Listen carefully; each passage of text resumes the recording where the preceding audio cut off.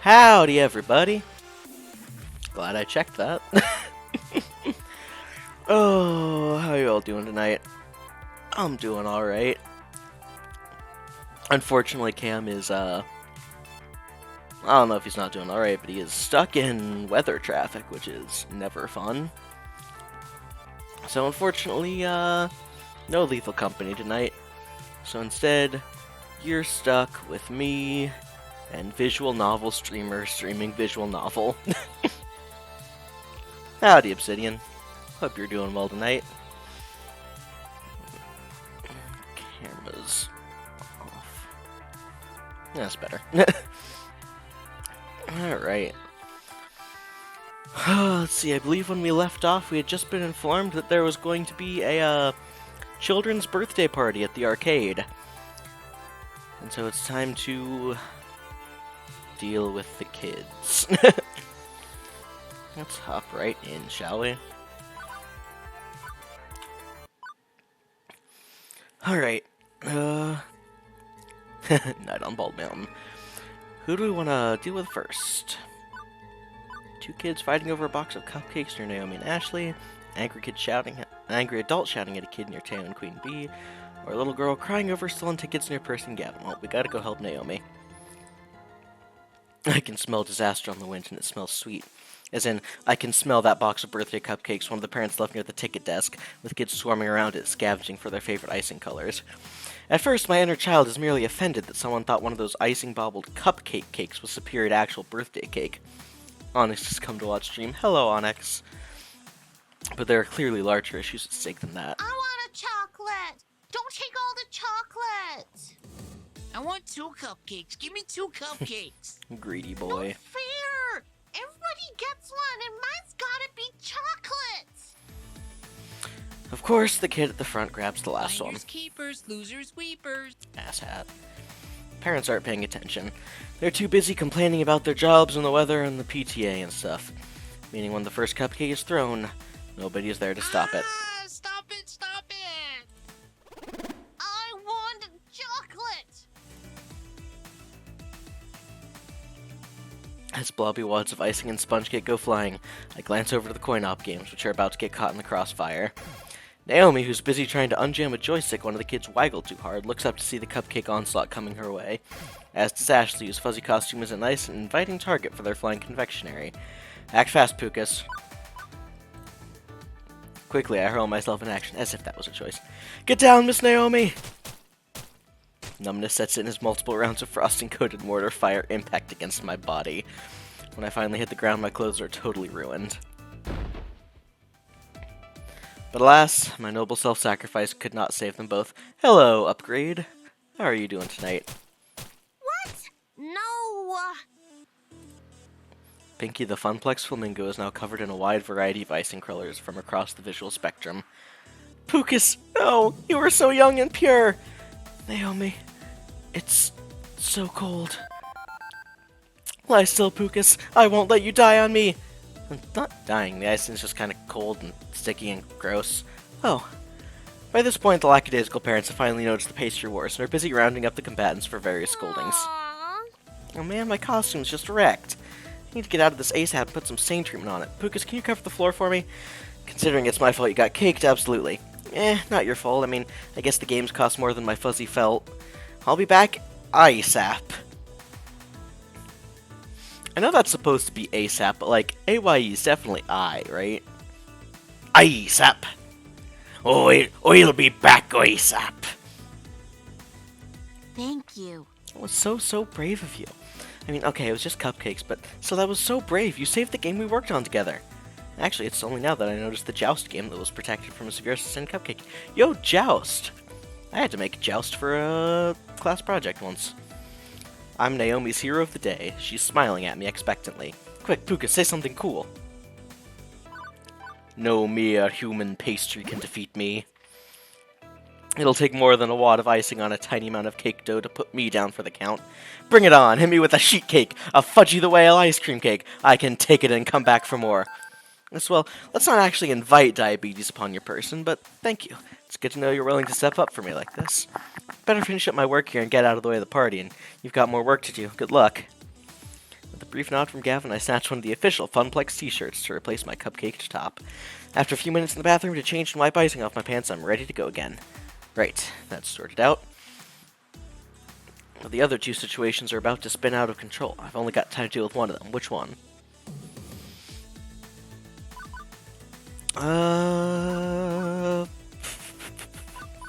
Angry adult shouting at a kid.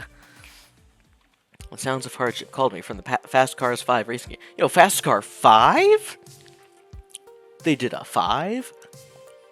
I remember the Bim Bam bit about Fast Car 2, but I didn't realize they did Fast Car 5. Shouting adults and crying children are never particularly good signs, and I hope beyond hope that I can take this on. I shake the discomfort off. Now's not the time to doubt myself. I need to find out what's going on in stat. As I get closer to the revving of engines and the clacking of shifting gears, I see a grown woman berate a cowering boy. I didn't. Admit it. I know what you did, you brat. You manipulated my precious son to put his tokens in your game, and you should be ashamed of yourself. Oh, sorry. Children like you are the absolute worst. Garbage. Ma'am, keep your voice down. There's no need to shout at a child, no less. What's going on here? This jerk of a boy told my sweetest, beyond sweet Josh that he should put in his own tokens into the racing machine so he could play for free. Josh earned those tokens from his own allowance, and I won't let some devil child steal his money. Let's just take a moment to calm down, okay? Before I say anything else, I spot Queen Bee and Teo out of the corner of my eye. Queen Bee looks infuriated, and Teo has buried his face in his hand. Actually, now that I stop and think about it, they might have some insight. The racing games are next to Showtime stage. Teo probably had a good vantage point of the whole thing if he was dancing on stage. And just by the way Queen Bee's brows are furrowed, I can tell something is not sitting right with her. I could ask one of them for their help, or I could try to solve this one by myself. By my health? Jeez, I can't talk tonight. Teo. Teo was right next to the action when I went down. I decided to check in with him. Man, I know you're upset right now, but if you please stop shouting, we can get this all settled. Teo, I refuse to calm down until this child has been appropriately punished. That such disrespect is tolerated in this arcade is appalling. Oh, I'm giving you the worst online reviews. Teo jumps down from the stage and approaches the shouting woman. He puts his hands up. Simmer down, simmer down. This can all be explained with science. Really? I mean, right, of course, Teo. By all means, elaborate. Teo walks past us and right up to the Fast Cars 5 game. He casually slumps in the driver's seat and then motions for us to come near. Let me show you both something. Teo points at the car console. It's got a wheel, which is fantastic and totally necessary for a driving game. Pedals, gear shift, and so on. But the feature Teo draws our attention to are the two coin slots, which are vertically stacked, one on top of each other. Okay, so this is where you drop your tokens in to play the game. However, do you see how it's practically in the middle of these two identical consoles? Which game does the top slot belong to? The right hand or the left hand? Howdy, Tej. Top goes to the left? It's obviously the left one, right? I'm being correct? Of course not, fool. It's the right one. Pucas is correct. What? Preposterous! See, these import games can be confusing. I'm sure your son just put his token in the wrong slot. Common mistake, really. It happens all the time. Considering how confused I was, I could see how a small child would be just as, if not more, confused. Honestly, mine was just a lucky guess. I give Teo a grateful look, happy the crisis has been dealt with. The frustrated customer would undoubtedly apologize for yelling at the boy now. How dare you imply that my precious Josh was wrong? I can't believe the gall of some people. Josh, get over here. We are leaving this horrible arcade right now. Oh, well, didn't see that one coming. The woman scoops up her child and storms out the front door. Don't think we'll see her or her son anymore, and frankly, I'm cool with that. Once they're gone, Teo looks back at me from the driver's seat and shrugs. It's just no pleasing some people. Feel sorry for her son. It's no way to treat a kid. Goodbye, Josh. Teo's sprightly and happy demeanor shifted slightly. Eyes glazed over as he looked into the distance. I haven't seen Teo act like this before. He just looks so upset. Wonder if I should check in with him. Teo, hey, you feeling okay? I know it's really none of my business, but I should make sure Teo's okay. It seems like he can really empathize with this kid's plight. Hey, everything alright? You need anything? After pausing for a moment, the fire returns behind his eyes. Yeah, I'll be okay. Just reminded me of how I'd get treated, by teachers notably. I'd space out in class, daydream, and they'd rake me over the coals just for it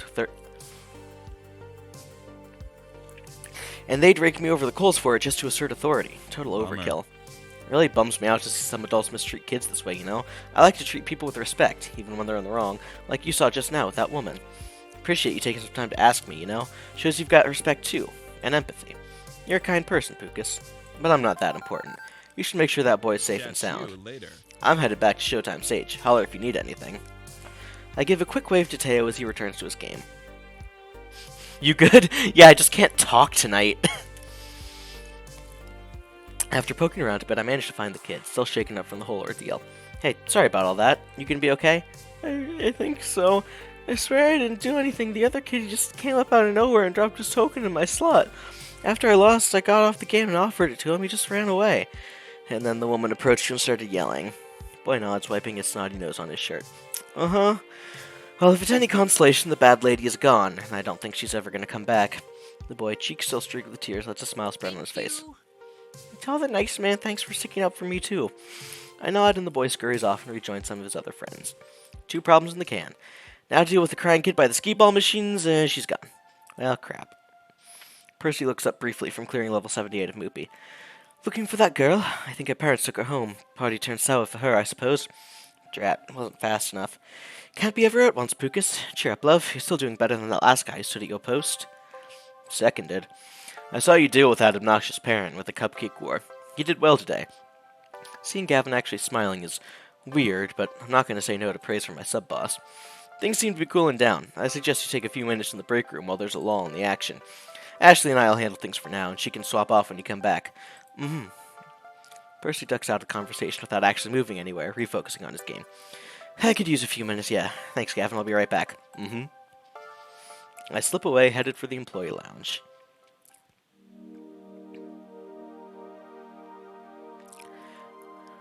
What a day. Quirky coworkers, die-hard pro gamers, volatile kids getting into volatile situations. I'd say it's a recipe for wackiness or some other cliche, but nothing's an easily dismissed cliche when it's happening to you directly. Frankly, I'm exhausted. Drop down into one of the cheap folding metal chairs in the employee break room, groaning and rolling my head back to try and work the kinks out of my sore shoulders, and spot an upside-down kid. Huh? Oh wait, I'm leaning backwards. I sit up and turn around instead. Better. Wait, what's a kid doing back here? Hey, I think he was hoping I wouldn't notice him. Hi. Hi, and you are? Mikey. Okay, that's a start. Hi, Mikey. My name's Pucas. So, what are you doing back here? This is an employees-only area. Wait, there's a keypad. How'd you get in? Guy at the desk dropped this. Holds out a piece of paper with the door code written on it. Huh. Score 1 for Ashley's wild storytelling being more fact than fiction. Okay, but you can't stay back here. It's, well, I don't see any knives or stabbing implements left out in the open, so I guess it's technically safe, Please but... don't send me back out there. Well, this is curious. I lean in so we can be on the same eye level. Something wrong? You can tell me. I work here. I'm the guy that solves problems. No problems. Just don't want to go out there. Don't you want to play with your friends? He gives me the most cynical, bitter laugh I've ever heard out of a I don't got kindergartner. any friends. I don't know anybody here. My family just moved to the city. And before that, we lived in another city. And one more for that, but I was too little to remember. Mom told me to come to the party anyway, and I didn't want to, but she took me anyway. And then she left because she's got to work. New kid in town, huh? He nods mutely. Still, I should have busted him there and then. Brought him back out to the party where the other parents could supervise him. Should have told Gav, and I should have enforced the rules of the arcade. Okay, kid, I won't tell on you. If you want to stay back here for the rest of the party, I'll keep you company. Thanks. You really won't tell my mom? Nope. Why? Thought you'd want to make me go. You're an adult like Mom. Hey, I wasn't always an adult. I was a kid once. The new kid in town, in fact. You were the new kid? Yeah.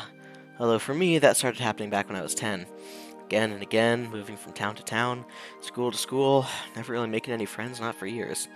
Mom and Dad kept losing jobs and taking new ones, worse ones. They'd be working all day long, too tired when they came home to do much of anything. After years and years of this, stopped hoping things would get better. I decided I'd just take what I could get. Go with the flow. What does that mean? It means you don't care. Some things are good, some things are bad, but you don't care. You just do what you have to do without really being sad But over that it. sounds so sad. You weren't sad? It's sad to never care about anything, right? I guess I was sad. Just told myself I wasn't going to be sad, even though I really was. And then I bite my tongue hard, because my little involuntary trip down memory lane was not helping this kid out. Wouldn't have helped little Pucas out if an adult did this for me. So instead, I decided to be the adult that little Pucas would have needed. Hey, Mikey, look. Both of us had some sad times, but... Hey, Mikey, look. Both of us had some sad times, but it's not always going to be like that. Now, I work here at an arcade. I help people play fun games all day. How cool is that? And I did make a friend eventually, a nice girl named Juniper. She helps me when I'm feeling bad, and I help her.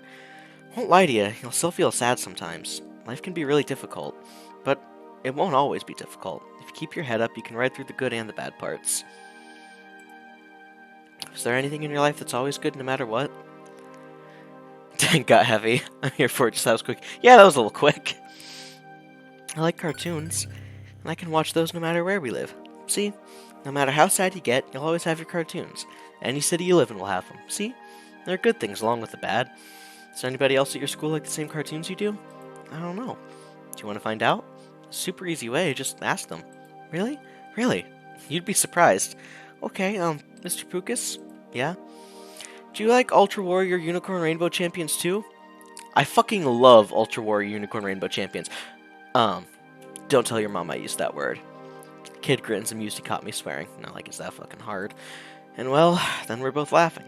Because I'm just an ordinary person now, not some authority figure. I make mistakes. Both of us have highs and lows. Hey, bet some of the kids out there love Ultra Warrior Unicorn Rainbow Chicken. I bet some of the kids out there love Ultra Warrior Unicorn Rainbow Champions. I mean, who doesn't? How about we go back out there and you can ask the other kids what cartoons they like? I'll never know until you ask. I don't know. I'm not saying they'll all be your friends. Some won't, but some will. The good and the bad, Mikey. You get both if you look, and it's worth looking for the good. I'll go talk to them. That's the spirit. The arcade spirit! I take his hand to lead him back out to the main room.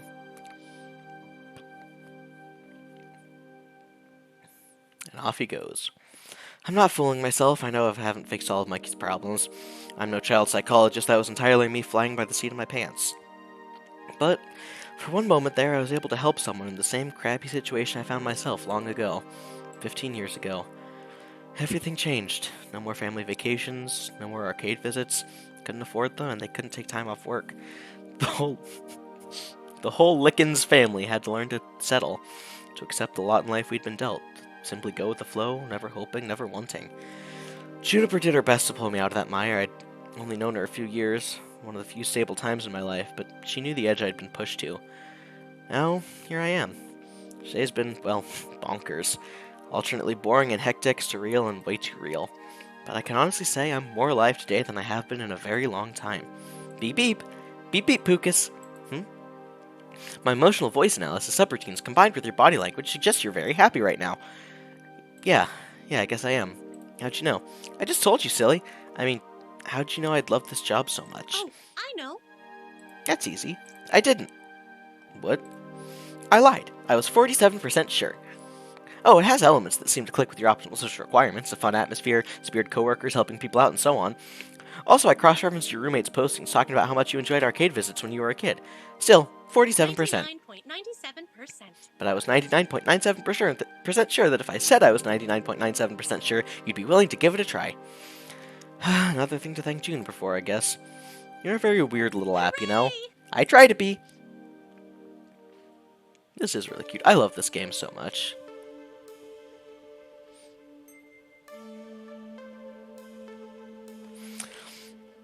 From the cars pulling up in the parking lot, looks like the party's over. Just about closing time for the arcade anyway. Most of the gamers have filed out by now if they hadn't already fled the tidal wave of kiddies. My first impulse is to go bug Gavin about my paperwork, but that can wait. I'd rather go help someone with the tidying up, or maybe see how our VIP gamers are doing. Not enough time to run around checking in with everyone, though. Who do I want to hang out with? As if it was ever a choice. Naomi definitely looks like she could use a hand. Someone's jammed bright pink bubblegum into a coin slot, and she's trying to clear the sticky mess out. How could they? How could they do this to a pure, innocent little Cubert? Hey, need a hand? Oh, thank goodness. Yeah, work on the second player slot for me. I've got swabs and stuff in my kit there. Grab what you need. Frustrating. Honestly, the nerve of those kids. No respect at all for these games. Games aren't like chew-proof, machine-washable baby toys. They're delicate and deserve love and care. But they are toys, right? Well, yeah, I mean, of course, just, they're also works of art. I know not everybody sees that way. Back in the 80s, operators would just throw away games that didn't perform well anymore. In the end, an arcade has to make money. That means using and abusing a game until it's time to put it out to pasture. But I don't have to like it, right?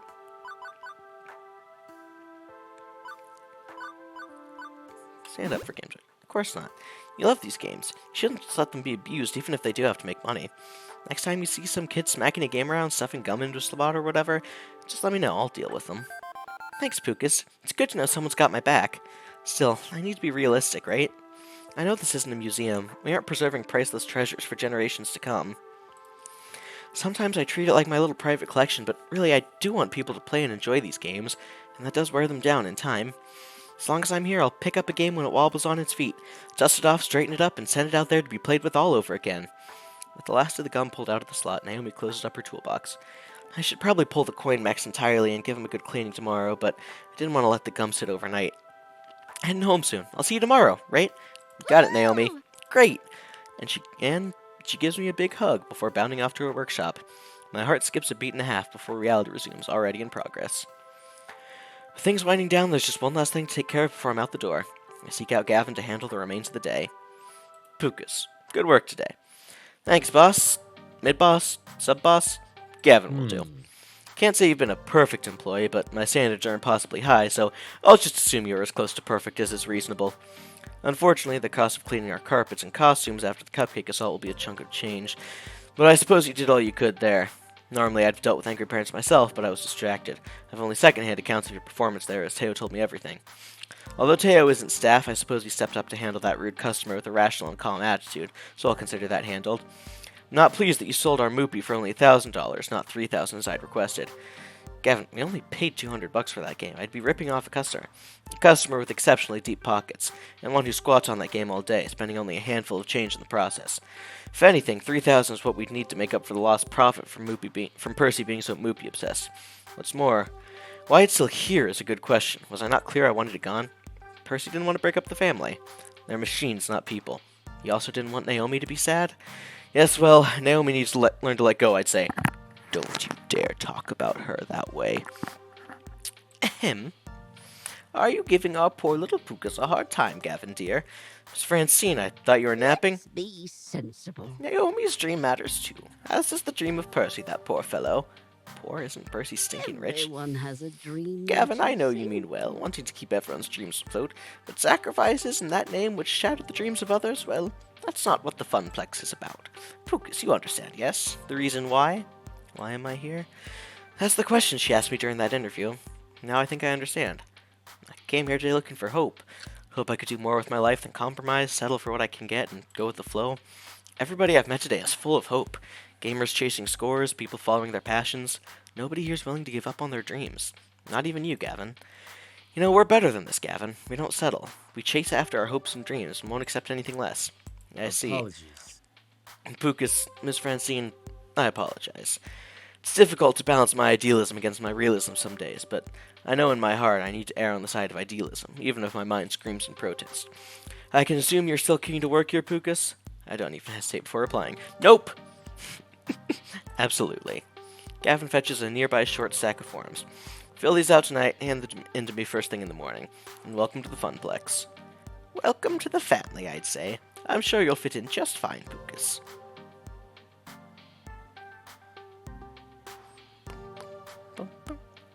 One bus ride later, and it's home again. Home again, jiggity jig.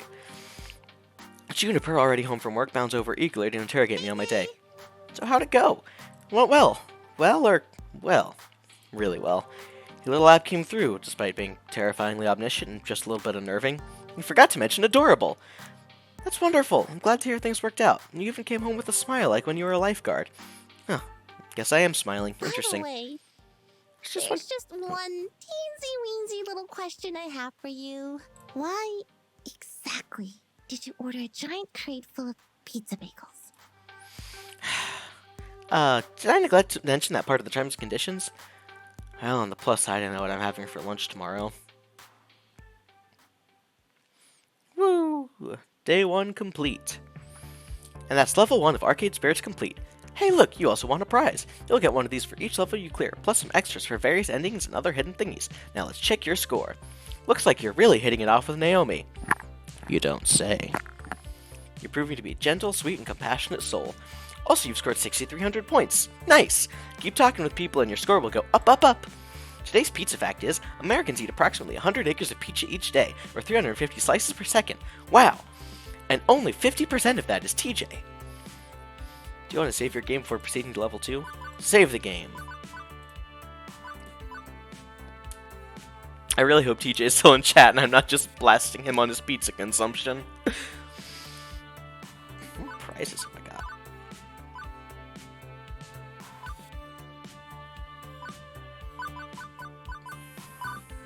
Nice.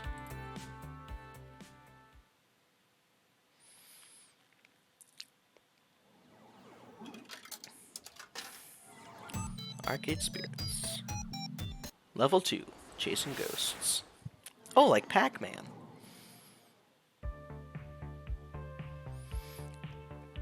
Alright. Thank you, stream tonight? Of course. Okay. I need to, loosen up my tongue if I'm gonna be reading this much. So, I hope everyone's ready, because it's time for... Tongue Twisters! A big blue bucket of blueberries. A big blue bucket of blueberries. A big blue bucket of blueberries. Red leather, yellow leather. Red leather, yellow leather. Red leather, yellow leather. Unique New York, unique New York. You know you need unique New York. Time for Pucas to chase Naomi even more after tongue twister time. Exactly! You sit in solemn silence on a dull, dark dock in a pestilential prison with a lifelong lock, awaiting the sensation of a short, sharp shock from a cheap and chippy chopper on a big black block. To begin to toboggan, first buy a toboggan, but do not buy too big a toboggan, for too big a toboggan is too big a toboggan to buy to begin to toboggan. Biddy Boater bought some butter, but she said this butter's bitter. If I put it in my batter, it will make my batter better. So she bought some better butter, and it made her batter better. Alright. Hopefully that was good enough. She sells seashells on the seashore. She sells seashells on the seashore. I've never been good at that one. Alright. Fun fact, I was actually briefly in elementary school. I was in speech therapy because my S's and SH's were so bad. I slit the sheet I slit, upon the slitted sheet I sit.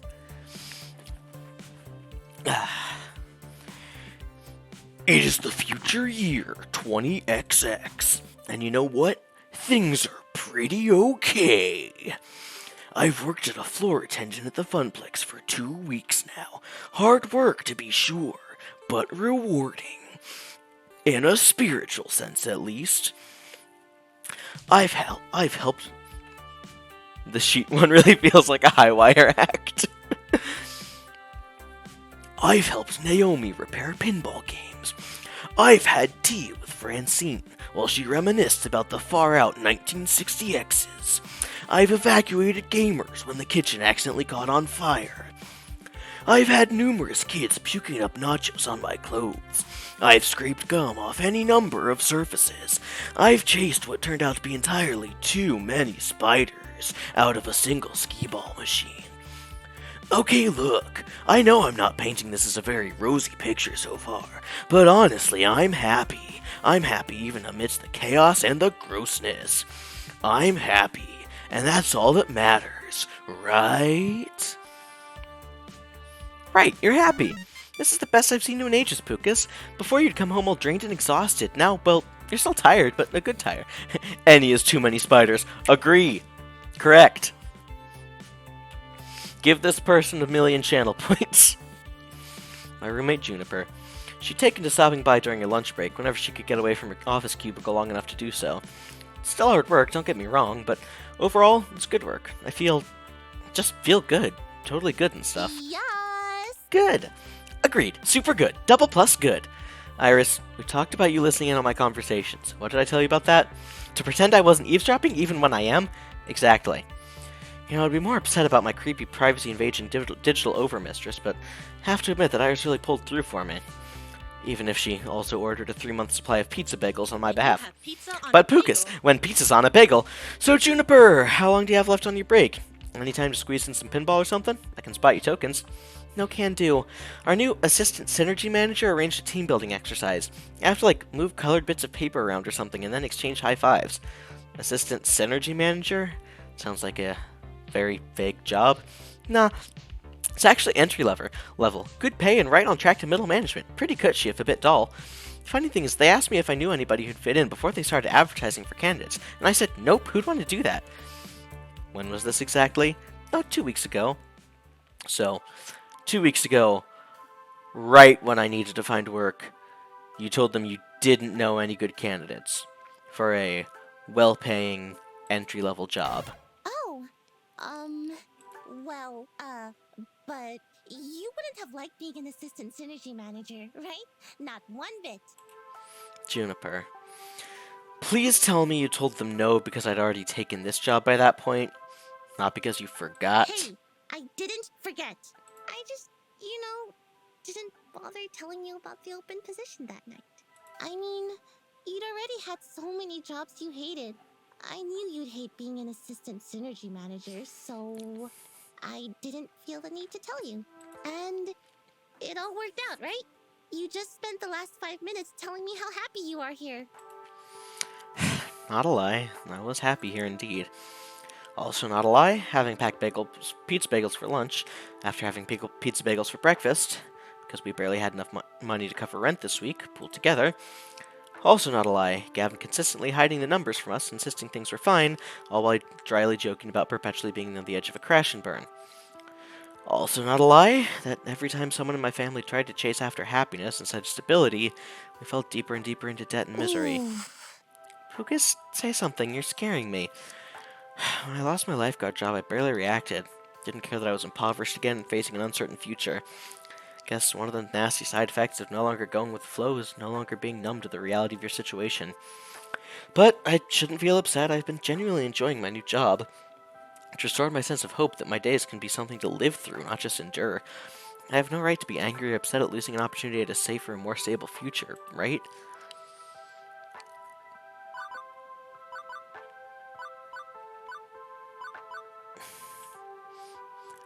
So I won't be angry or upset. Simple as that. Is your guy okay? No! No! I decided I was done compromising, right? Done with settling, going with the flow. I'm gonna be the one who breaks the family curse. I chose this path of my own free will, even if I didn't have all the facts at the time. But if I'm gonna be honest, boundless confidence doesn't cover the simple fact that I chose to be vulnerable rather than safe. If the arcade closes, if anything else goes wrong, still, no need to dump all that on Juniper. It's okay, Juniper. You were right. I'd have hated that job, and things are great here. Good. You were kind of freaking me out. Trust me, it's the right decision. You'd learn to loathe working at my office, like I do. I mean, sure, the pay is good, and you get solid health insurance, and paid vacation time, and they have a sweet coffee shop right in the lobby. Great job convincing me it's not a good And place. these really great chairs that support your lower back, like $1,000 chairs from Sweden crafted by master chairsmiths. Damn. I'm alive, but I'm dead. Yo, she's just like me for real, for real. Thanks for stopping by, Velvet. Juniper, I said it's fine. Everything is fine. Honestly, I'm okay. I mean, I won't deny that job would have been a safer bet. I want to contribute my fair share to the apartment rent, you know? Excuse me. But what's done is done. I'd rather look forward than back. Right, forget I said anything. Please forget I said anything. I'm sorry. I should have told you. I shouldn't have held that back. But I still wouldn't have pushed you to take the job. It's totally horrible at my office. You'd have been miserable there, like me. How's the stream going thus far? Pretty good. I was doing a really bad job of reading, so I had to pause and do some tongue twisters.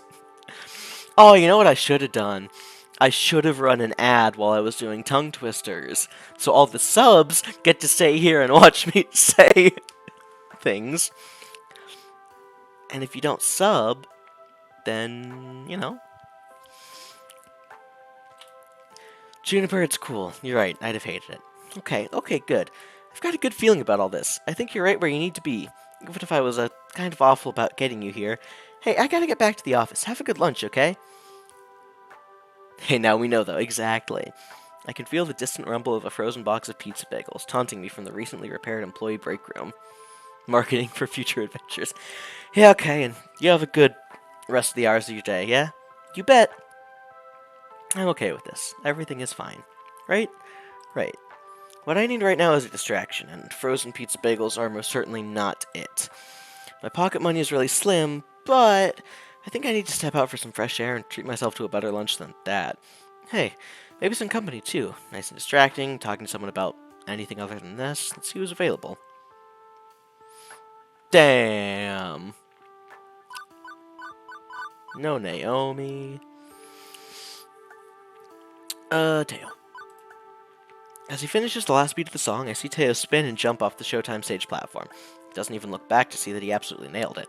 Looks like most of the crew isn't around today, which is strange. Wonder if they all went out to lunch together? Speaking of which, floor attendant Pucas needs food badly. That is a reference to an old video game that I don't actually know the name of off the top of my head. I just know that it would go, Elf needs food, badly. Maybe Teo would be interested in lunching with me? It's not every day I catch him sans crew. Before I can even say anything, he's locked eyes with me already and is jogging over my way. Pucas, how goes? Floor attendant Pucas is about to die. Doing alright, you sound hungry. Are you gonna make it? Yeah, actually, no, I may be doomed. Can't have you dying on me, not like this. Let's get some food into you. I'm taking you to a whole story. What, the bookstore next door? Do they have food too? Only the best pastries and coffee this side of Mississippi. Can't believe you haven't gone yet. Sounds tasty, but I really should eat the pizza bagels I brought for lunch. Please, you eat those every day. Let me treat you to something other than that. Think of it like a friend date. I shake my head. Teo relentless as always. Fine, you win. Let's go. Despite coming to this little strip mall for 2 weeks, I hadn't actually visited our neighbors. Mostly I did whatever needed doing. Took orders from Gavin, lent a hand to Ashley and Naomi, things like that. Whatever the job happened to call for, no more, no less. Couldn't say I'd been part of any community outside the immediate circle of my coworkers, whereas the others visited Whole Story frequently. Teo leads the way into a shop that smells strangely of dusty old books and sugary sweetness. Alright, I hope everyone is excited, because we are about to meet two of the best characters in this game. I don't think I'd ever been in a little independent bookstore, or a bookstore at all for that matter. It's 20XX, who buys books in a brick-and-mortar stores anymore? But despite the subdued atmosphere compared to the arcade, our customers present accounted for, sipping coffee, reading old tomes, and, yep, munching donuts. Teo secures a tiny table for us before directing me to the bar. Hang on, what the heck is up with this menu? It's organized by the Dewey Decimal System. I feel whimsical today. I'll have the Matt Groening, pink ice and colorful sprinkles, and ring it up on my tab. I mumble out of thanks, trying not to make a big deal of it. Cash is tight, and boutique cafe pastries wouldn't help my situation much. A pair of middle-aged guys wait to take my order. Hey, I'd like a... You know what? Surprise me. What's your favorite? Hey, what's good? What's your favorite order for the menu? Terry Pratchett coming up. A jam pastry with Clatchy and coffee. The second fellow puts together my order and also drops a small paperback book onto the tray, featuring a many-legged wooded travel trunk on the cover. Huh. A literally literary lunch. With alliteration, apparently. Say, you work at the Funplex, don't you? Right. We've seen you walk past our doors every morning and evening. Like clockwork, tick-tock. Right. Sorry, I should have introduced myself. Floor attendant Pucas Lickens at your service. I'm your inside guy for tokens and tickets. Oh, we are lousy at video games. Totally lousy. But Francine's just a peach, isn't she? Sweetest dame you'll ever meet. Regardless, welcome to The Whole Story. I'm Ben. I'm Matt. No relation to the actors. Although they're cuties, and so are we. Oh, stop. Stop being cute? Never. Apparently the sugar is available in forms other than round and holy. Anyway, don't let us stop you from having fun on your little date. Wouldn't dream of it. It's not a Just date. friends, then? Friendly friends on a play date? Maybe the real date was the friends we made along the way. I'd say the real friends were the friends we made along the way. What if the way was also the real friends who were the real friends we made along the way? Okay, now you're just being silly. And how? Anyway, next order, please. Voice actors, heard them before, just can't place them. The voice actors for these two, Ben is voiced by Graham Stark of Loading Ready Run, which is a sketch comedy and streaming and many things media group that I follow. And Matt is voiced by Jacob Burgess, who is also amazing. I love Jacob as a human being so much. And Jacob is also the vocal director for this game, actually. The pair waves the next customer in as I return to Teo's table with our orders on a nicely decorated wooden tray. If you remember the week that after streams I would raid Desert Bus for Hope, both of them were involved in that. So that might be where you've heard them before. Nice choice there. That's my second favorite. Gotta admit, it looks delicious. So no regulars from your crew here today? Today's our monthly break day. I mean, folks come and go as schedules permit. Can't expect them to dance 8 hours a day, 7 days a week, but this is different. I make sure that every month we all take a full day break from each other. Clear our heads, not dance, just recharge. No arcade, no game, no smooth moves, just a moment to reflect and enjoy the good things in life. Wow, that's actually a great idea. Too much of the same old stuff really dulls the mind. And it keeps attendance up for all the other events. Less chance of a burnout that way. But you still showed up today to dance. Teo looks away for a moment, guilty as charged. Why? When's your break? Teo waves his hand away, scoffing at the very idea of it. He's just like me for real, for real. Simply put, I don't require a break. Seriously? Everyone needs a... The road to hell is paved with great intentions, Teo. Everyone, including you, deserves a break every once in a while. Believe me, I'd love to take a break, but I can't, truly. Break day doesn't apply to me. I need to continue to work hard. You know, I built up this community from when it was nothing. I remember when it was just me and a few other players. And now look at it. We're not just a local crew. We're one of the biggest dancing game groups in the nation. We got it all. A social media feed, satellite groups, online vids to tutor the hopeful newcomers. You're only seeing the tip of this crazy iceberg. All of that depends on me. I gotta hustle. I can't let them down. I won't let them down. If this all fell apart, it would crush them. So if I stop, even for just a moment, I mean, who will be there to take over? Your friends, Teo. Me, Ashley, Naomi, and yes, even Gavin. Looks at Pucas, take your advice. No. Huh? You take over my dance crew? No, I mean, look, we want to support you. You're part of the Funplex. You're not alone. For the first time, Teo, who always has a wisecrack or a smooth saying, is silenced by my words. Please never forget that. He lets a smile gently turn his lips. I know it's hard to trust others sometimes. Just recently I had to deal with some trust issues. Really recently. Like this morning recently. And it's not fun, I get that, but you do so much for others. It's okay to let them do things for you too. You're a true friend. Here I was supposed to take you out and hear about your life, and instead we just talked about me the whole time. Man, I am the worst. I know Teo's just joking, but really no one is as bad at dancing games as I am. You may be the worst friend, but I'm the worst at Showtime stage, so we're even. No, I wasn't going to say it, but you took the words right out of my mouth. Teo chuckles as he goes back to his normal self. I mean it, you really are a great friend, and I'm really impressed with your passion just now. Not many floor attendants would do that for their customers, but that's the Funplex for you, isn't it? I'm more than a neatly stacked pile of quarters in your eyes. We all are. Until Gavin tells me to stop fraternizing with the neatly stacked piles of quarters, I'm good with treating you all like human beings. Pucas, you inspire me.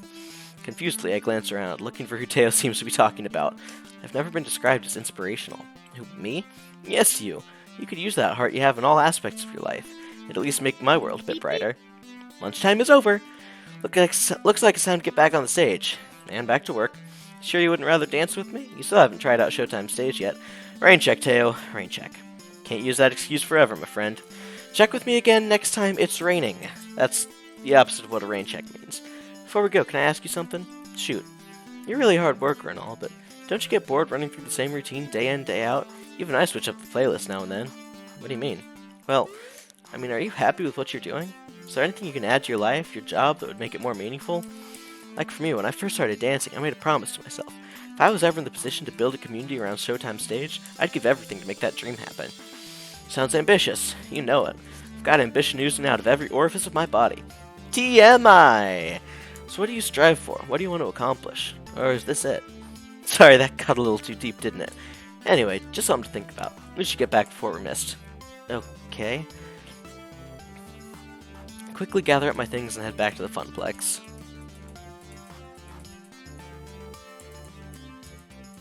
Time for the afternoon shift. That's usually when things heat up after the quiet mornings. More kids coming in after school, more pro gamers rolling in with crews. I'm headed back to my desk, ready to take care of what needs taken care of when I'm intercepted en route. Pucas, Ashley, you're both back. Good. I was hoping to catch you before we left. Ooh, what's up? Is up. Okay. Ashley, I'll bring the van around shortly. Pucas, you'll be flying solo today. Hang on, what's happening exactly? Who's Hamza? Hamza's a game finder, an auctioneer, and gives next to no notice of when a new block of games will be going under the gavel, so we need to move. Ashley, Naomi, Francine, and I will be going to his auction for the rest of the afternoon while you run the funplex. My first instinct is to nod and go along with it. Gavin's the law around these parts, but Teo's words are still dangling away in my mind. Doing what needs done is great and all, but maybe I need to just step up a bit more. Plus, the idea of being trapped in here during our heaviest hours with no support was hardly appealing. Trusting the funplex with the newbie? I might burn it down. Me? Seriously? Did we learn nothing from the Great Kitchen Fire incident of 20XX that Pucas exudes an aura of perpetual bad luck? That cruddy old microwave exploding had nothing to do with your pizza rolls.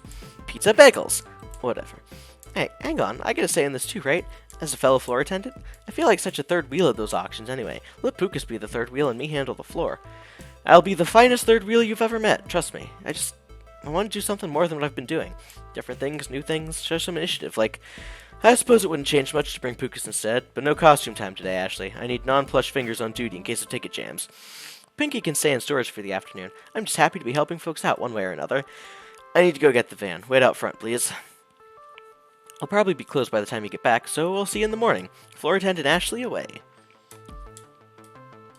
Leaving me waiting outside with my two traveling companions. Not much time to chat, however, as Gavin pulls his van and a rental trailer out. Oh my, how exciting. I rarely go on adventures these days. It's just a quick trick, ma'am. I was doing better. Any trip is an adventure if you make it one, shall we? The four of us pile in and it's off to the highway.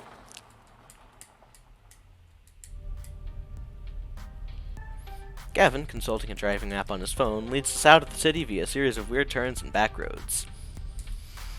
Trust me, this will save time in the long run. Where's Hamza set up this time?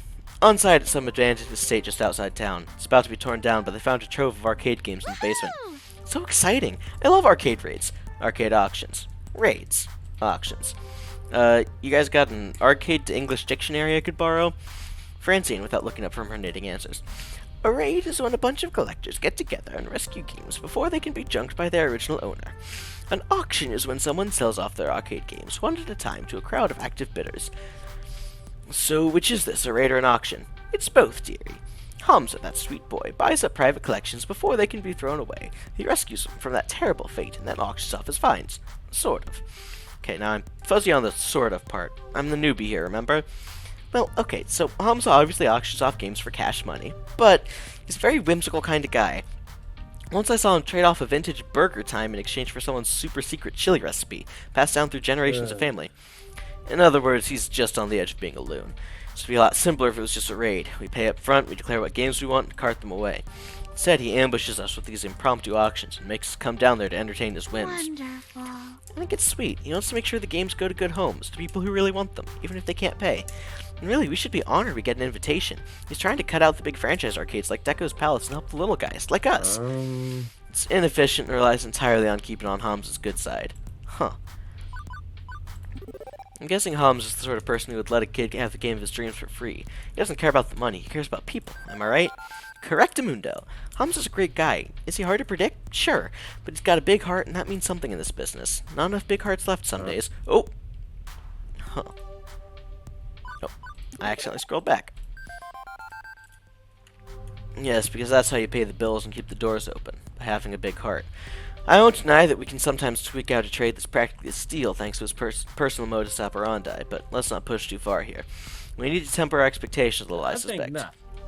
We don't have room to add many more games, especially relics like Hamza usually deals in. What about the offsite storage unit? We can just rotate games in and out more often, nearly full to bursting, and not cheap for us to rent on a monthly basis. I'm not saying we have to go home empty-handed. Certainly a few holes in our roster we can fill should we find an excellent deal and beat the other bidders. But consider this, above anything else, a way to maintain relations with Hamza, even if we don't end up bidding. Now, Naomi. Gavin knows the numbers. I'm in favor of making our little funplex more and more fun, but floor space is finite. And Gavin, remember, if we find some darling little game Naomi would lavish adoration upon, we can always retire an older game. Life, my young friends, is a series of trade-offs. Well, isn't it better to You know, not just settle and compromise all the time? Well, now, there are trade offs, and there are trade offs. It's silly to say that you should never compromise, as silly as it is to say you should always compromise.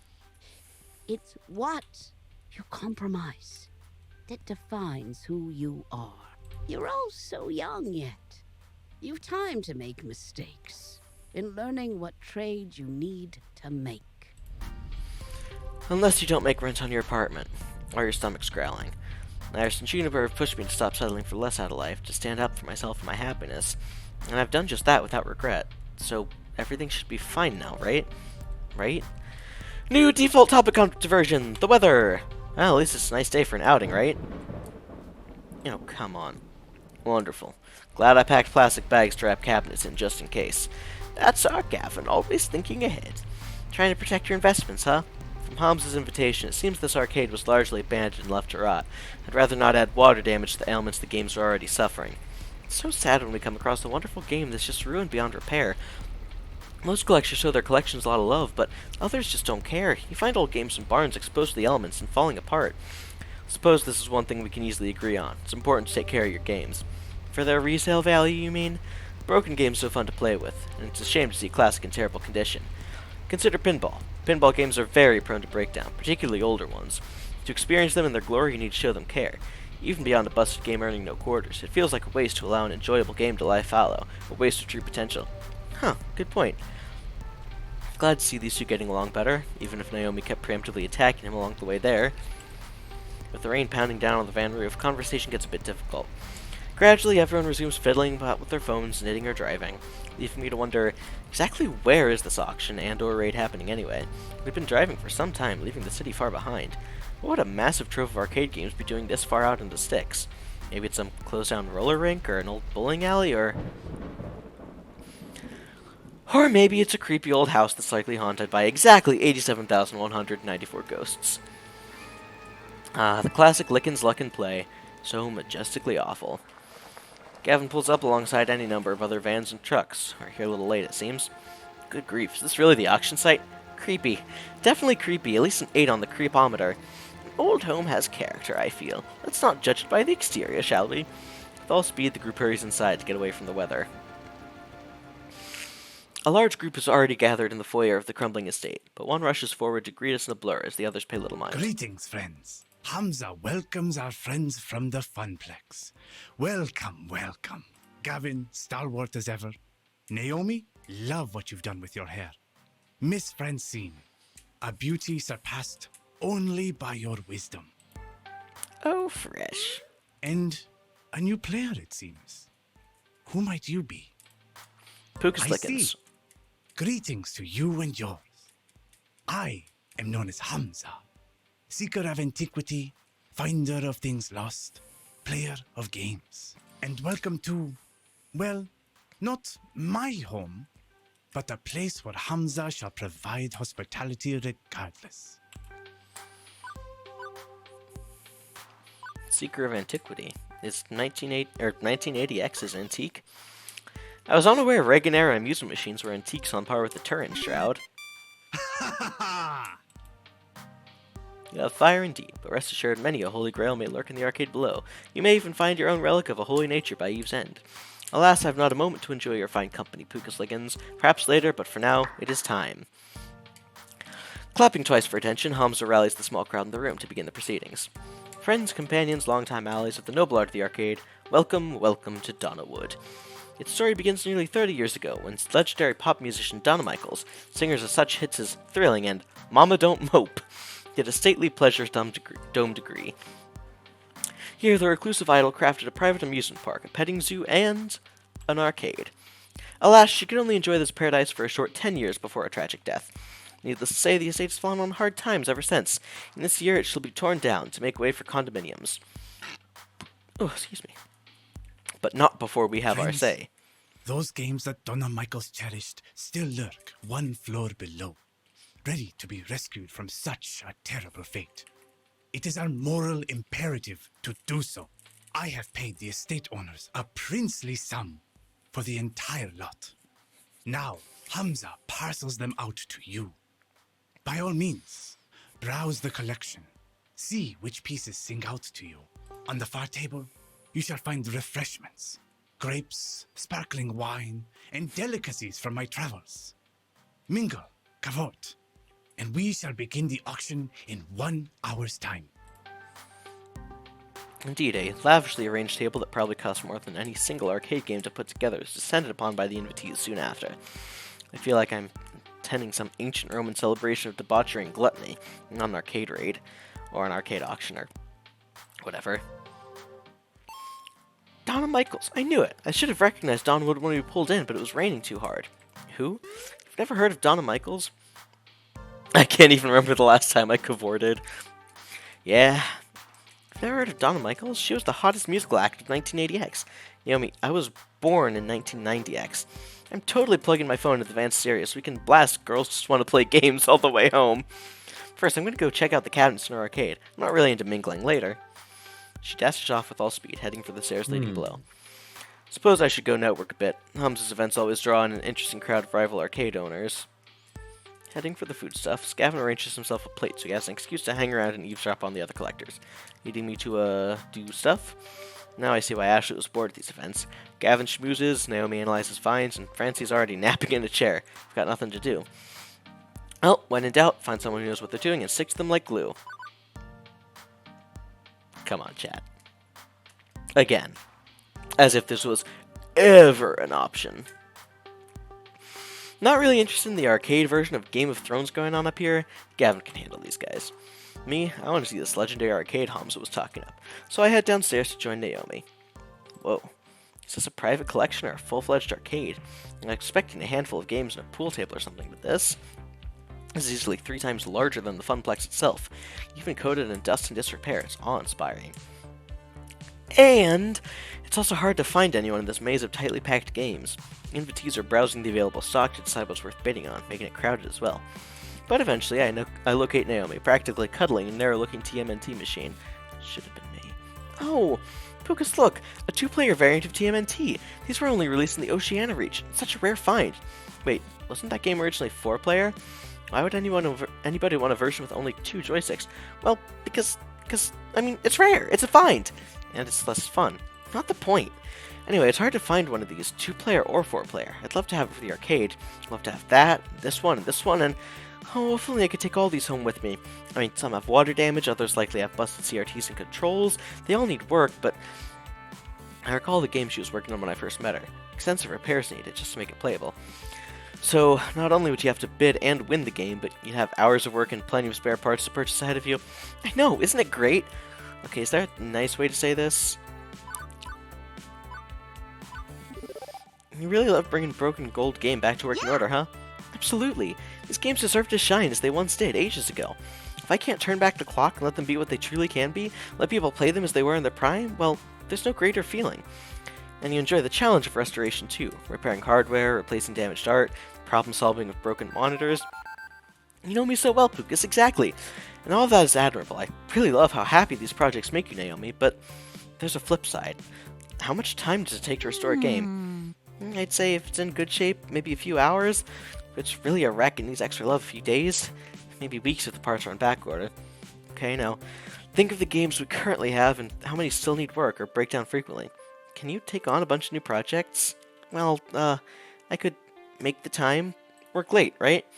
Even a girl with bottomless energy has her limits. Naomi sighs, frustration building. It's not fair. I'm not dense. I know there's only so much we can realistically do. So many projects I can actually take on. But I wish I could do more. I wish we could do more. The Funplex has never really been a success. Even before I came on board, it was always struggling to stay afloat. I joined it because so few arcades still have the games I love. But I can't turn our situation around, can I?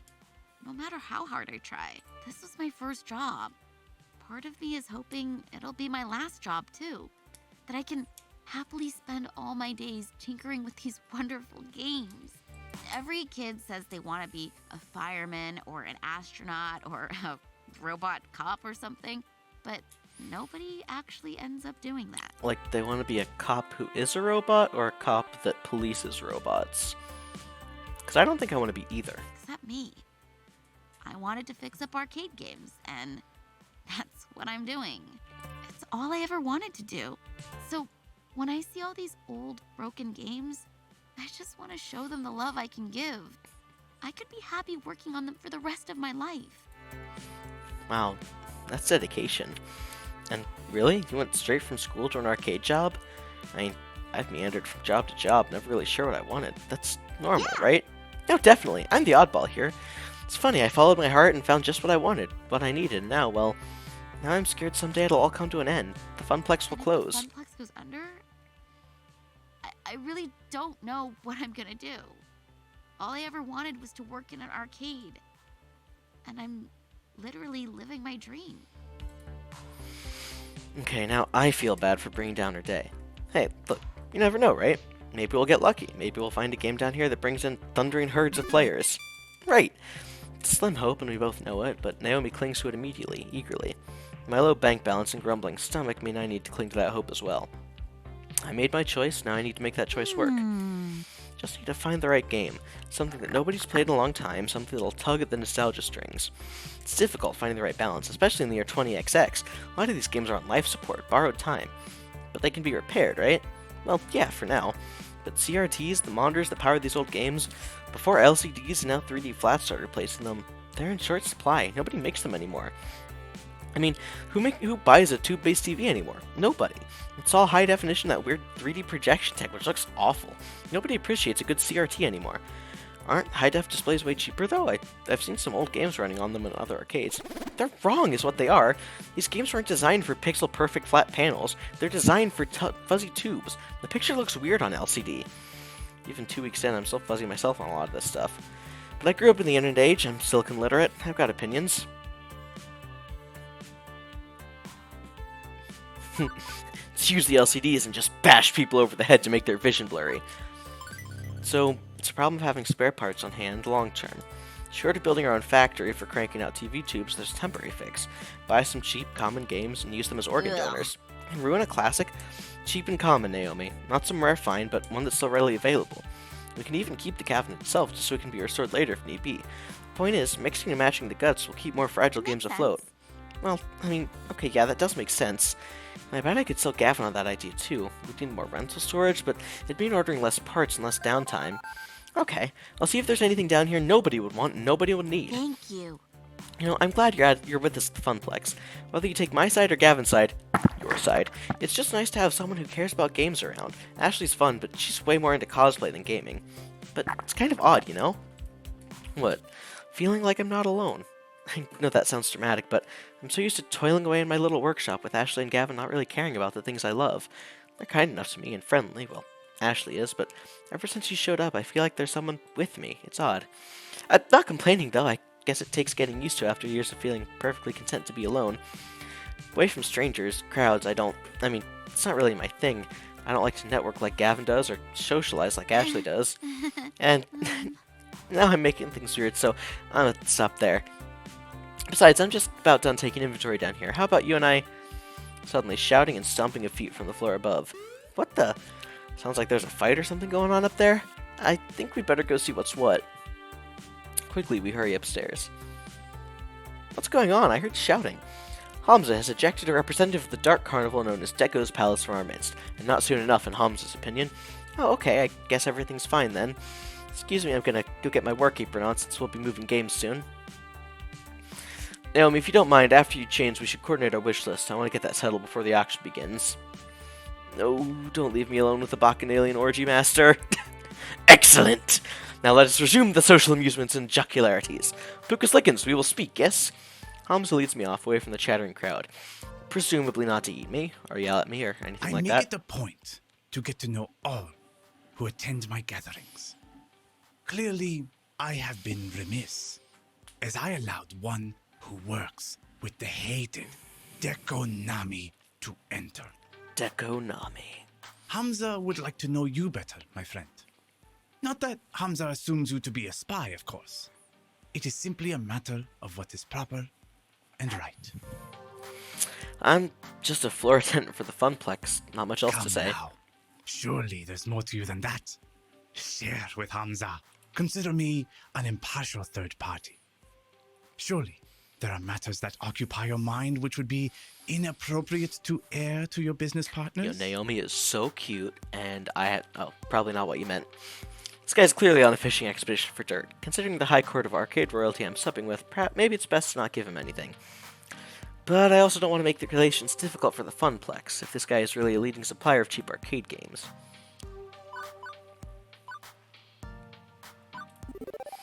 I won't bore you with the whole story, but TLDR is that my family's had a curse of foul luck for quite a few years.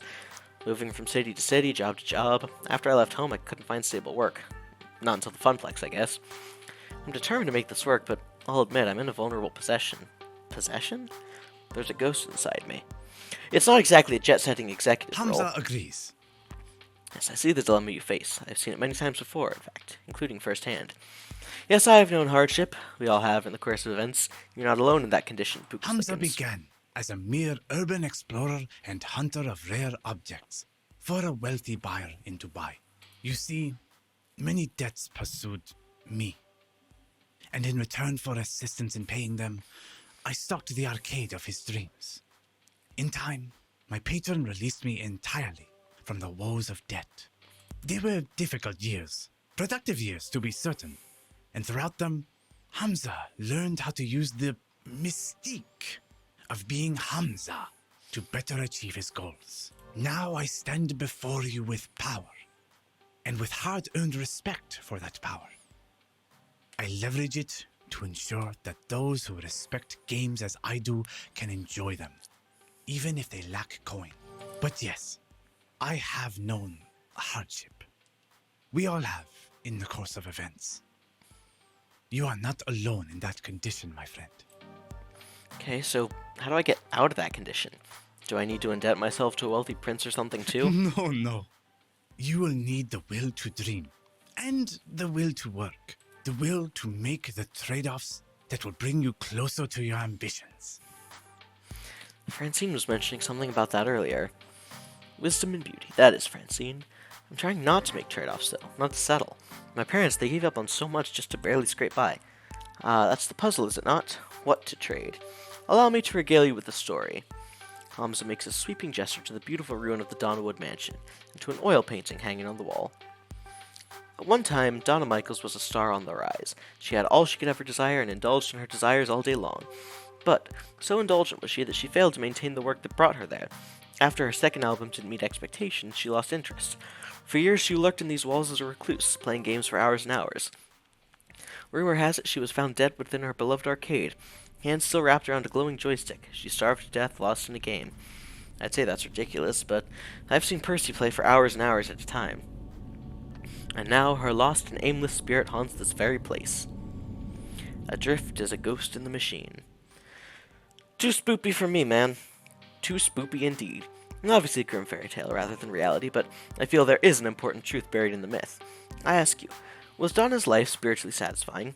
She didn't need to make any more albums, she wanted for nothing and had everything. You could even say she died doing what she loved, playing games. Okay, but she still died, no getting around Hamza that. agrees. Precisely. So many years thrown away, refusing the world around her in favor of a dream. A dream is a lovely thing, Pucas Lickens, but you must balance a dream in one hand and the world in the other, at all times. Naomi, she clings to her dream. Gavin, he clings to the world. Neither of them are truly happy as a result. And what of you, Pucas Lickens? Do you seek to be truly happy? Well, duh, what else am I going to answer except yes? But Hamza pressed a finger to my lips to silence me. Hold that thought. The auction is about to begin. Hamza claps twice, calling the room to attention. Greetings, friends. Friends, let us proceed to the arcade below. We have many games to bid on, all of which must be out the door by morning. As always, I will accept alternate bids, but test not the patience of Hamza. If your bid is not a serious offer, the hours grow short. Any titles which find no takers will go to my own collection, but my hope is to find a happy home for every machine, one which will love and respect these games. Emotions for me in particular to follow as the group flies downstairs. This way, this way. A bunch of folding chairs have been set up in front of a large HGTV. One of Hamza's assistants loads up a photo slideshow of the games on offers. The group settles in. Hey, shouldn't Francine be here for this? It's technically her money. She trusts the two of us to make the right decisions on purchasing games. Plus, I'd hate to interrupt her nap. Or her knitting. Or both. I swear she can knit in her sleep. Oh, I'm just too nervous. I think I'm going to browse the games again, see if there are any I missed. It's so dark down here, I could swear I didn't see them all. Now about you, Pucas. Want to watch the auction with me or go help Naomi search the arcade? I'm fine either way. Ultimately, you're only here to help us lug our purchases out the door, so do whatever you like. Thanks, I think, as if there was ever a choice. Hard to see your way now that the sun's gone down. Naomi might get lost. Technically, the sun's been blocked by clouds all afternoon. Still a factual statement. As you like, try to dissuade her from dropping more items into the wish list if you can. Right, now to find Naomi. With the roaming crowd of arcade collectors actively roaming, this place actually feels super empty, and super dark, and super creepy. By the time I actually locate her, I can't even see the auction. I'm deep in the virtual woods. And there she is, staring into a darkened corner. She's possessed by the ghost of Donald Michaels, isn't she? I'm about to get spooked. I'm about to get spooked so hard. Oh, Pucas! Look! Instead of tearing my skin off and shrieking like a banshee, Naomi just points to the exposed back of an arcade game, old wood having rotted away years ago. And inside, nestled beneath the circuits and monitor tubes, is a sleepy mother cat with several sleepy kittens. I feel a burning need to post a picture of this to the internet. I already took it. Well, okay, as long as someone can. Huh. The Cabinets. cabinets back here have a lot of water damage and wood rot. I guess this kitty and her family took shelter some time ago. But someone's gonna buy this game soon, and then they won't have a home anymore. Didn't think you'd be a cat person. Or a people person, for that matter. I mean, you strike me as more a game person, as in you'd give your games cute names and preen them and have way too many of them in one apartment than is healthy. I'm not that game obsessed. Well, okay, maybe I am. But as much as I'd also love to save the game these cats call home, the cats are more important than any silly arcade game. It's true. Despite claiming to be answering around strangers, she's been nothing but friendly to me, even giving me her lunch the first day I got here. As much as folks in the arcade consider her to be a bit game obsessed, there's clearly more to Naomi than being a one-note otaku. We've got to do something for the kitties. So what should we do? Buy the game, maybe? Then you could save both of them? But I'm already pushing my luck with my wish list. I can't add a game we don't need just to save these cats.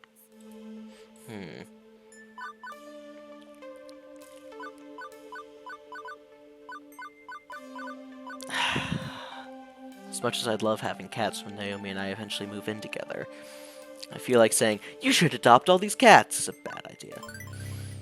I can't care for a bunch of cats, but the Special City Humane Shelter can handle this. Hey, that's a great idea. I mean, I'd love a pet, but that would give them the best chance to survive after being moved from their home.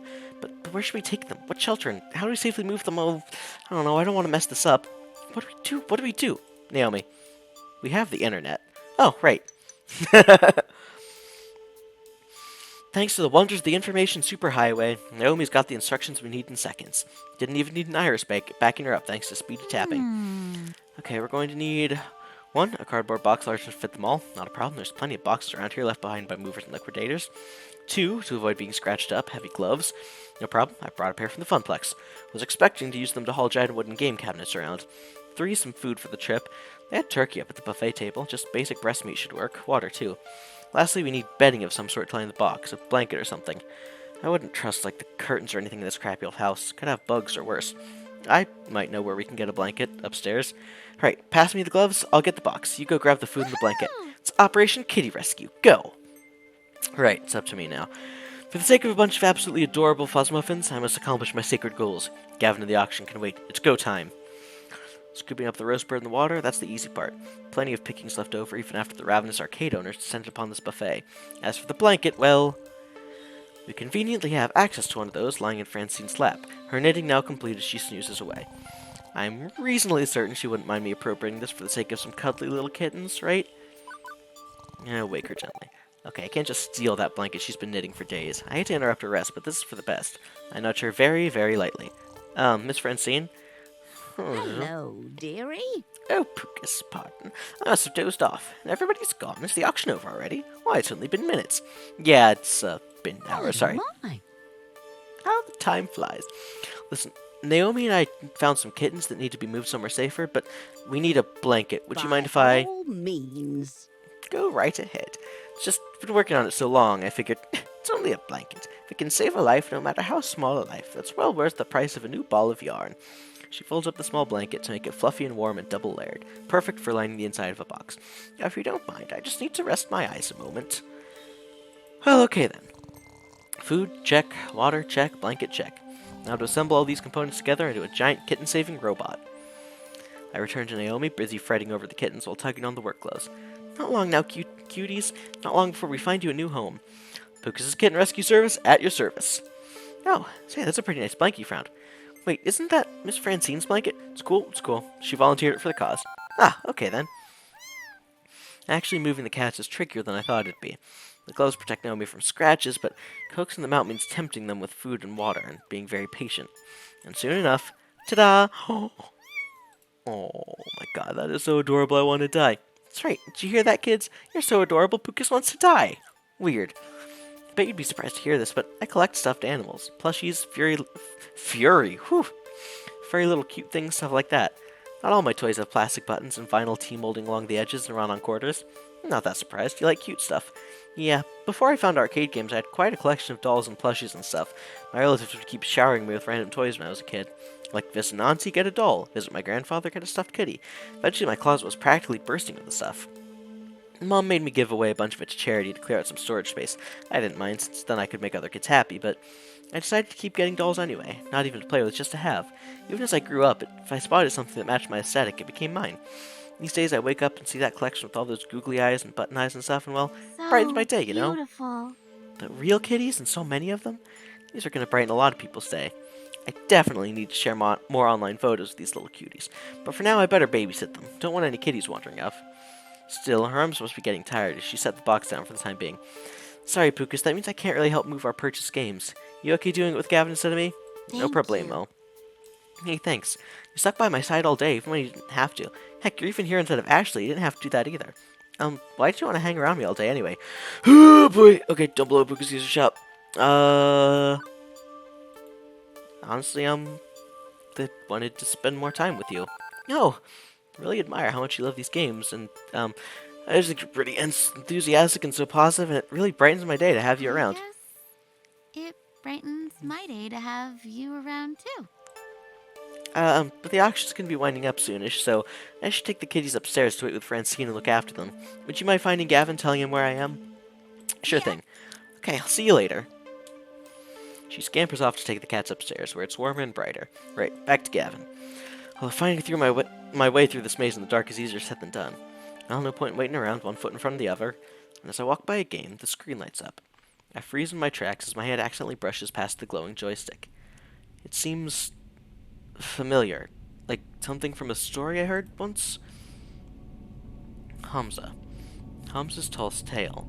He said Donna Michaels supposedly died while playing one of these games. A game with a glowing joystick. I should walk away. I should go. I have official Funplex duties. I've been very good about not gaming when I should be working, but someone's already inserted a quarter. Game's ready to play. One game couldn't hurt, right? Just one game. I want to play the game. Play the game. My hands wrap around the stick as my eyes drink in the colored lights swirling on the screen. Play the game. Play the game. Play the game forever. Polybius, copyright 1980X. Game start. This isn't real. It can't be real. I'm in there. That's me. It's just a game. Just a game I have to play forever. None of this is real. Level 1. The Harpy. Round start. There you are. I've been worried sick. What are you doing? Out here touching strange joysticks, meeting strange people, getting into trouble? You need to stay safe, Pucas. Trust me. Believe in me. I can help you find your dreams. All you have to do is everything I tell you to do. You depend on me. You need me. And you'll always depend on me. Always need me. I'll see to it by making sure I control everything in your life. For your own good. Harpy used overprotective. It's super effective. That hurt. It really hurt.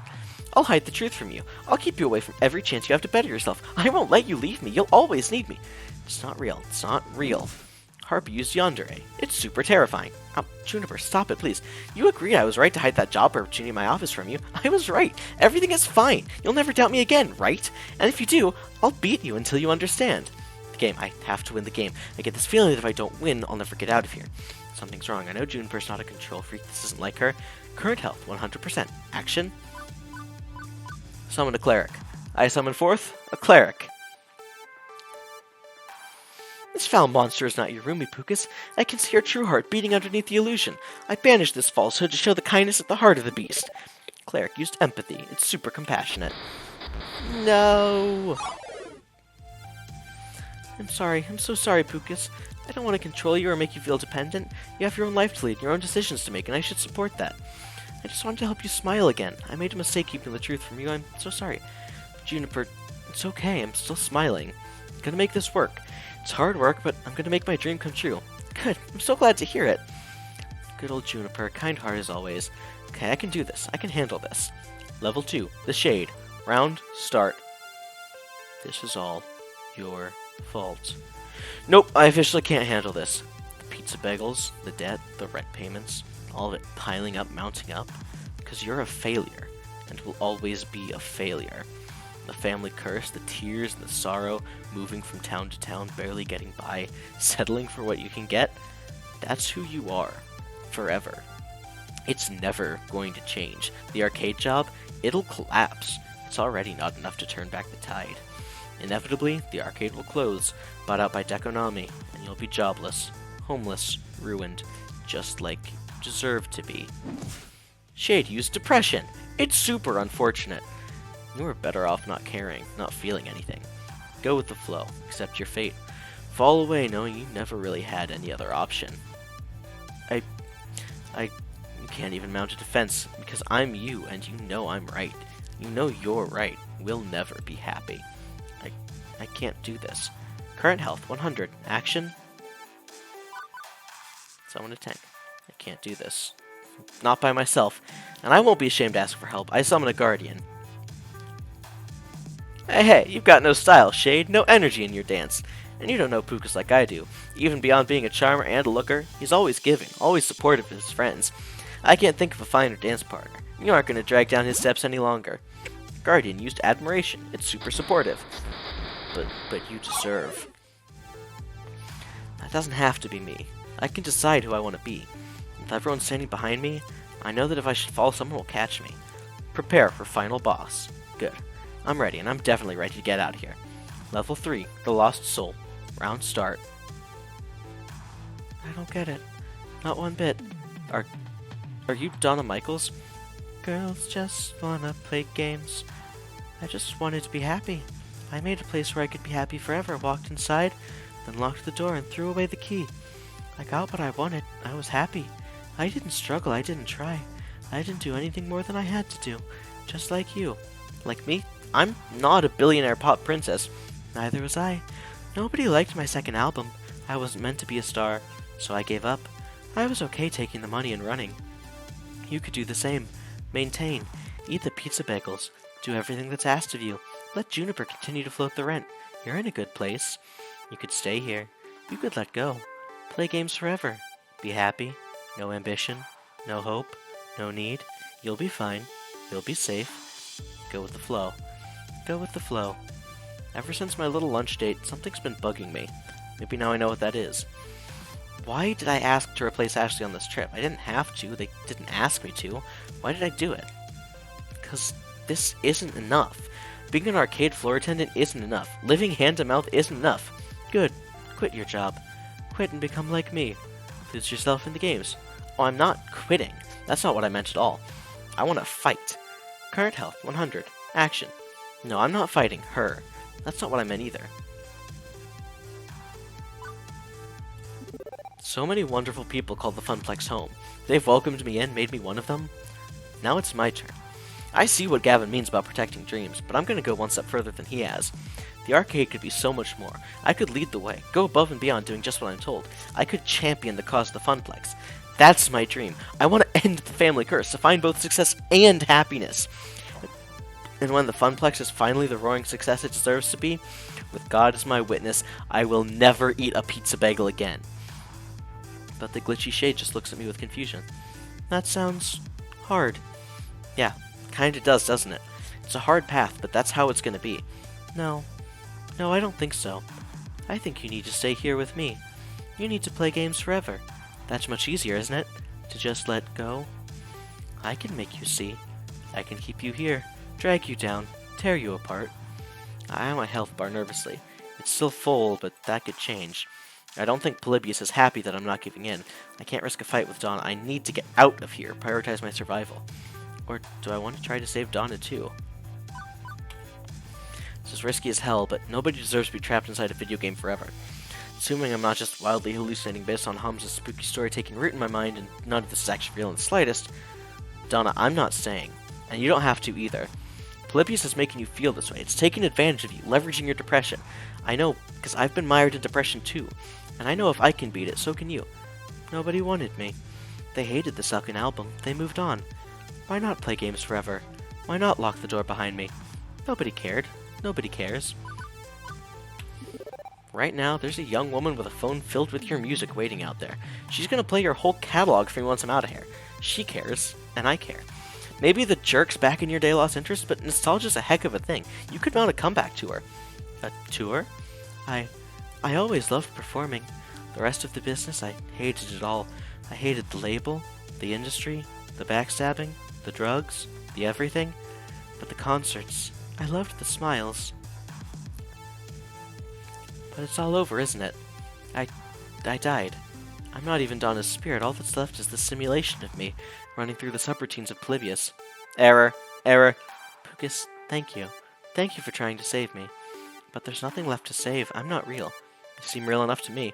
Error. No escape. Purpose. Code. Execute. You need to go before Polybius completes its data collection of you and dispose of the original like it did to me. I'll hold back and your BFF will do the rest. My what? BFF to the rescue! I finally figured out how to break you out of this, but my apologies in advance. Hang on, do I smell something burning?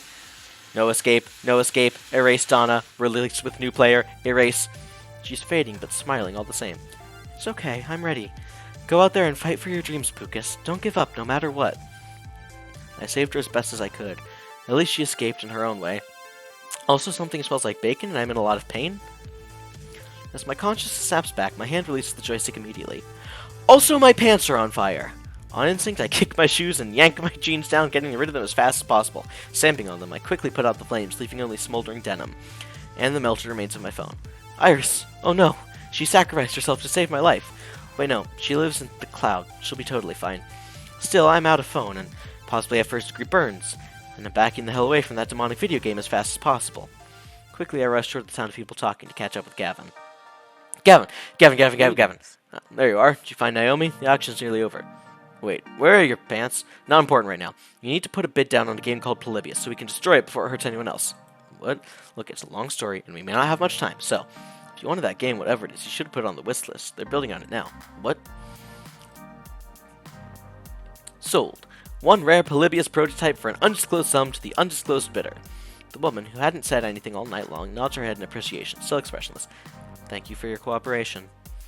Two similarly dressed men in black rise from their chairs, departing with the woman, presumably to go box up the game and put it in Warehouse 13 or something. But, Hamza, wait, you can't. Hamza's hands are tied.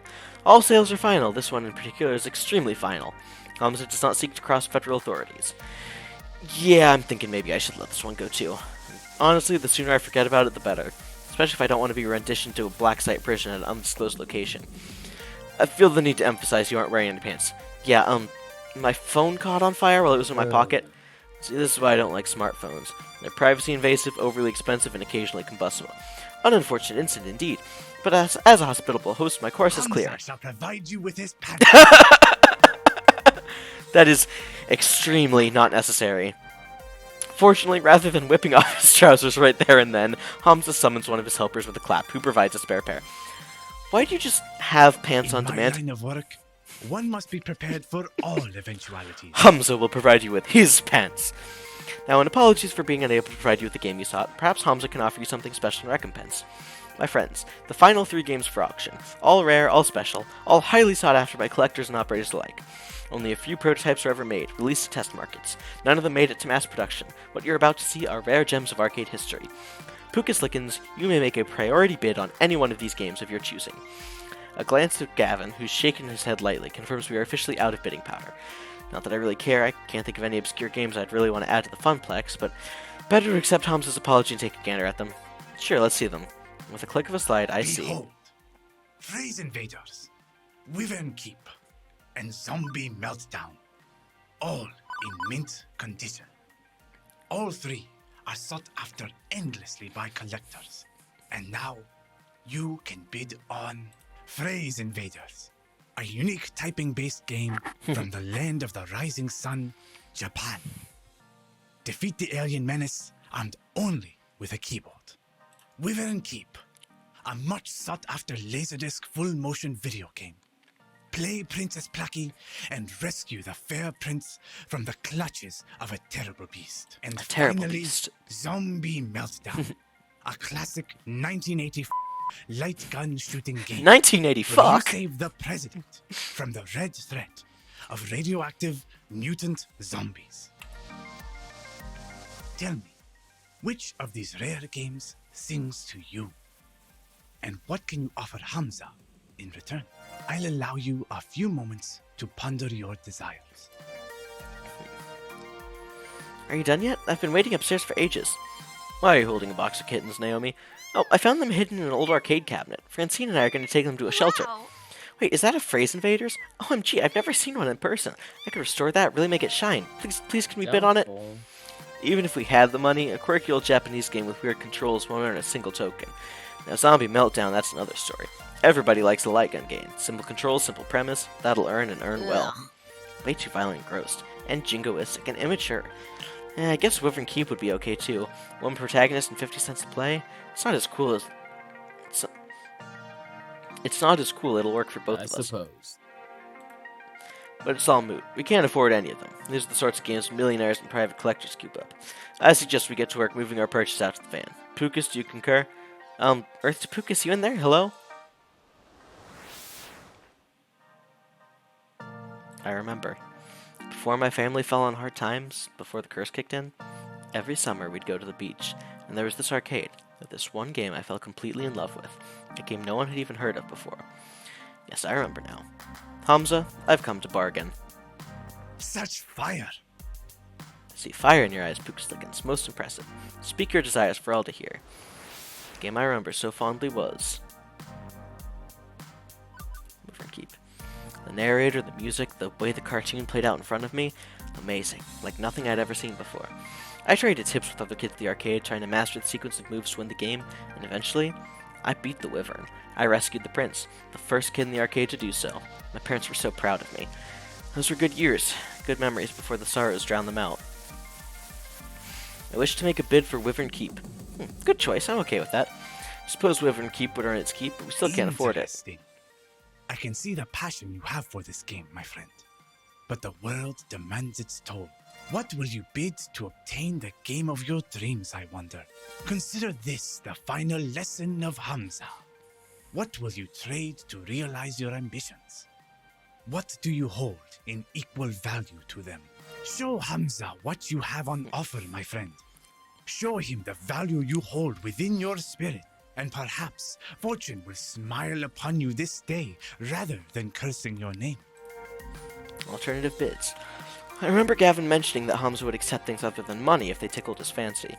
I have one shot at this. Can't half-ass it. He's an emotional guy and expects an emotional response. Listen. Psst, Pucas, I'm over here now. Why is my phone calling out to you exactly? And that doesn't sound like my Iris. No, seriously. Hamza, hold that thought. Gavin, can I borrow your phone for a second?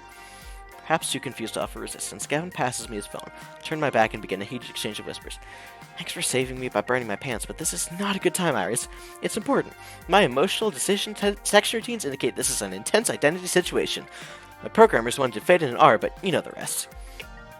Since you need to be super convincing, you'll only be able to respond in a way that matches one of your top 2 identity traits, excluding basically. Fortunately, I've been tracking your personality all this time, so I can advise you as to what responses will and won't work. Ready? Let's do it. Well, that certainly was a whole lot of words to tell me what I already knew, that I'd only be able to convince Hamza if I was true to myself. Let's do this. I offer you a joke. I offer you my dream. I can't offer an opportunity or revenge. I offer you a joke. Interesting, continue. What do you call an arcade game that involves you hitting avocados with a hammer? Hamza does not know. What do you call an arcade game that involves you hitting avocados with a hammer? Guacamole. Or guacamole. I accept your offer. The game is yours. You have got to be kidding me. I thought it was funny. Can't believe that worked. I did it. I actually own a copy of Wyvern Keep. Every kid dreams of owning their favorite arcade game, and every kid thinks that dream will never come to pass. Owning an arcade game? Only ultra rich can do that. But I did it. It belongs to me, and the Funplex. And this is just the beginning? But for now, better to focus on the present. With the auction wrapping up, the Funplex team works to move our purchases out to the van and the attached trailer. Fortunately, the rain stopped, making the labor a wee bit easier. Soon enough, we're back in the van. What a trade, right?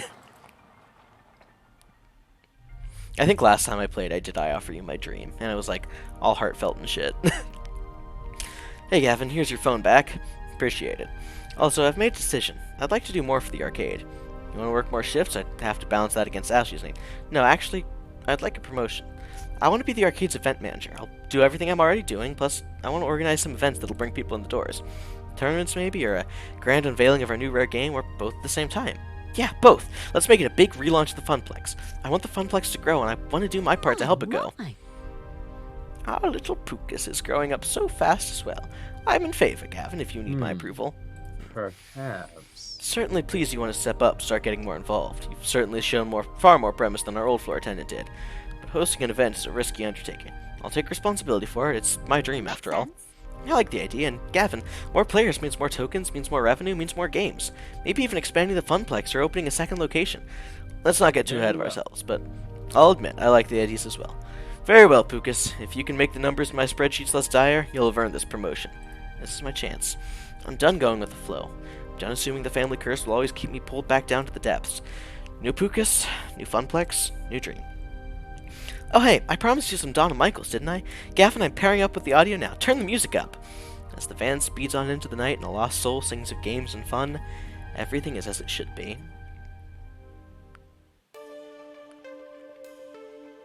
Juniper was waiting for me when I got home.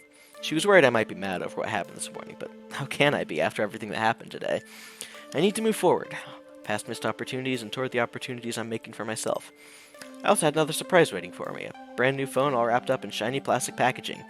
After activating it and reinstalling all my apps, I loaded up Iris and logged in with my account. She was right there waiting for me in the cloud. You really scared me back there. It was like you were in a trance. Despite the warm feelings over how the night ended, one thing is still eating at me. Iris, what was Polybius exactly? It was actual factual technology that simulated being alive, like you. True, I am a very sophisticated and adorable simulation, am I not? I get the feelings there are things you aren't telling me. You're constantly invading my privacy, you're far more powerful than a free app should be. And apparently you can overload my phone battery and make it explode, which is worrying, to say the least. But I did it for your own good, to save you. Juniper also thought she was acting for my own good when she didn't tell me about that job. Even if she was right, it's still wrong, and I've accepted her apology. So where does that leave you and I? I'd like us to be more honest with each other. The voice in my phone lets out a little digital sigh. I told you everything.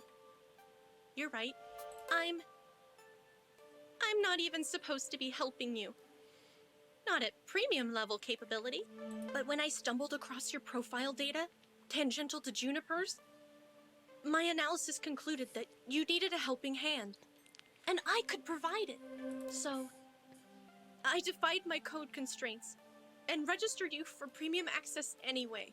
I even had a replacement phone sent to your door tonight. Had to hide my footprints to do it, but... You do know that AI making its own decisions like that is kind of scary, right? And after Polybius, which is, one of the ancestors in my code lineage, I think, I understand why you'd be scared. Give me a chance to prove that I just want to help. You've got a big arcade event coming up, right? Yeah. I'm a digital assistant. I was literally made for this sort of thing. Together, we can make the Funplex soar. What do you say? Okay, but only if we're totally honest Thank with you each for other. trusting me. Now you need a rest, and I should get back to keeping a low profile. Sweet dreams, Pucas.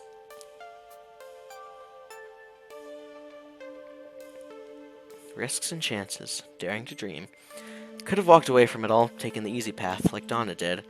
But even with the questionable pocket AI and the heavy task ahead of me to make a tiny arcade into something grand, I was ready. It was time to take it to the next level.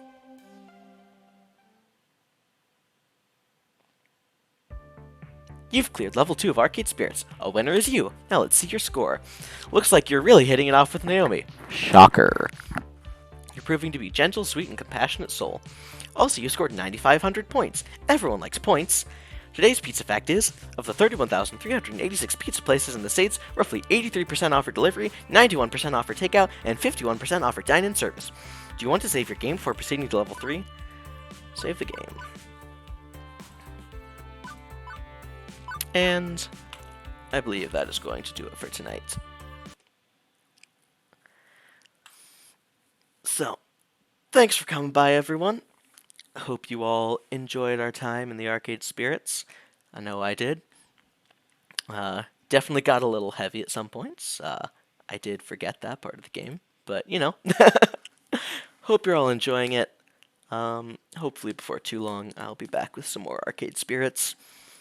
But yeah, thanks for coming by, everyone. Really appreciate y'all coming to hang out. If you want to hang out more, you can do that in our Discord, where we let you know whenever we go live and generally have a lot of fun. You can check out our YouTube if you want to catch up on this series or any of the other series we've had. Not any of them, some of them don't go up. The Tyrion Cuthbert series, which is the other visual novel I've played on stream, is up there, as well as Doki Doki Literature Club, which is currently on pause, but will probably be coming back before too awful long. And you can check out our Funny Little Clips channel if you want to see just some bite-sized Pucas in the Frid. But thank you all so much for coming by tonight. Next scheduled stream is D-Boss on Tuesday, but I have a feeling there will be something before then. Who knows? But thank you all for coming, and I will see you next time.